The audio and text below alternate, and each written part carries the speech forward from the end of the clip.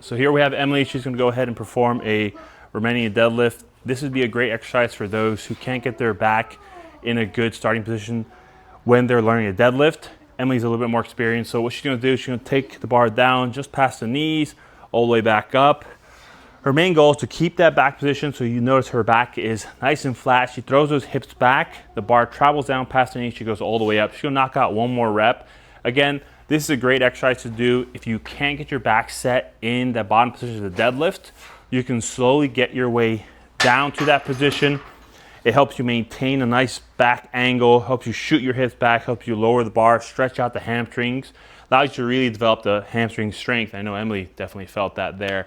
Not something I always start people off with, especially if they're brand new to strength training, but it just depends on where you are. Sometimes getting in that bottom position, you're all like hanky-panky, you're like all, not, like Quasimodo from Notre Dame. You can't get in that bottom position no matter what you do, even if you use a different type of barbell. So you'd have to start up high.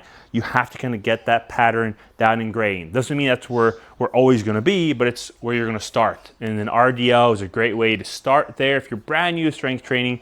Again, most people are going to start from the bottom, but I've had clients who've had issues starting from the bottom. So we either start them up higher on blocks or we lower them to that position. It just depends on where you're at. So it's a great alternative to deadlifts if you can't get into that bottom position, or if you're really advanced or pregnant, you can always do the RDLs because it's another great way to get those hamstrings, lower back, then the glutes. Pretty much build up the deadlift without pulling from the bottom. So one of the main things to consider when doing an RDL, if you're considering doing this, is really the movement starts at the hip. She's going to push her hip back, the weight's going to go down just past the knees and all the way back up. That's where the movement starts. Hip back. As the hip goes back, the weight just travels down and she goes all the way up. Her back is straight the entire time. She'll walk into the rack. The important part here is where the bar also starts from the rack. A lot of people do the RDLs and they're starting from the bottom, which is the big no-no. You want to start up high, pretty much to where you're standing. Go ahead and walk up to the bar.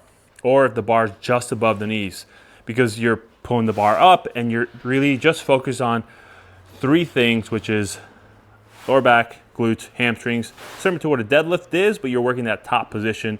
You're essentially working all the muscles of the deadlift. You also want to focus on the feet. So as Emily does her lift, everything is looking great. But what most people forget is that the feet really matter. So she wants to really dig in those toes, send her hips back, and want to make sure there's no wiggle room in those toes as she does the lift. That is key. Imagine yourself like a tree, right?